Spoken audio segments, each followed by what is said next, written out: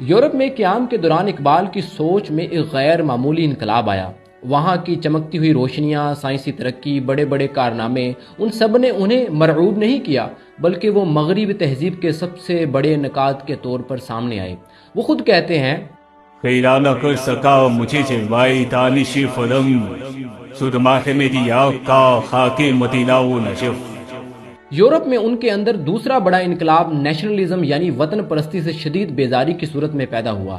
اقبال دیکھتے ہیں کہ قومیت کے نام پر انسانوں کو بانٹا جا رہا ہے، اسی لیے وہ وطنیت کے سخت ناقد بن کر سامنے آتے ہیں۔ اسی دور میں وہ کہتے ہیں، اس دور میں اور ہے جام اور ہے جم اور، ساتھی نے بنا کی روش لطف و ستم اور، مسلم نے بھی تعمیر کیا اپنا قدم اور، تہذیب کے آزر نے ترشوائے صنم اور، ان تازہ خطاؤں میں بڑا سب سے وطن ہے، جو پیر خنیس کا ہے وہ مذہب کا کفن ہے۔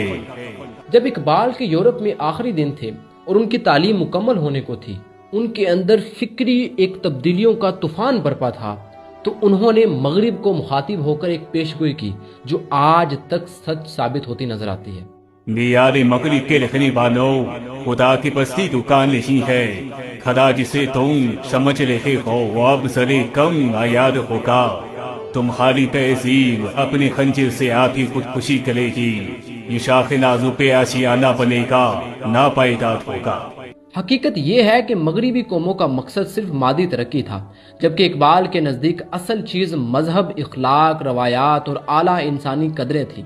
اسی لیے انہوں نے مغرب کی مادہ پرستی پر سخت تنقید کی اور مسلمانوں کو بھی اس فریب میں نہ پڑنے کی نصیحت کی۔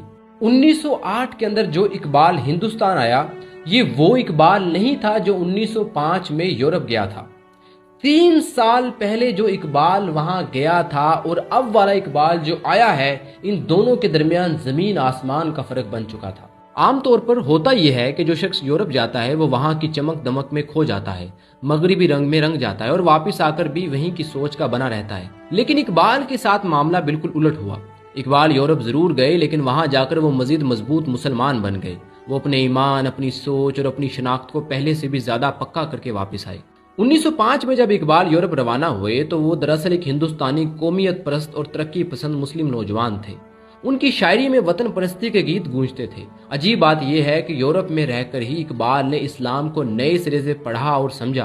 انہوں نے جرمن مفکرین جیسے گوئٹے، نیتشے کا بھی مطالعہ کیا، لیکن اس کا نتیجہ یہ نکلا کہ انہیں اسلام کی جامعیت اور روحانی برتری کا اور بھی یقین ہو گیا۔ یورپ میں بیٹھ کر انہوں نے پوری اسلامی دنیا کی محکومی اور پسماندگی کا موازنہ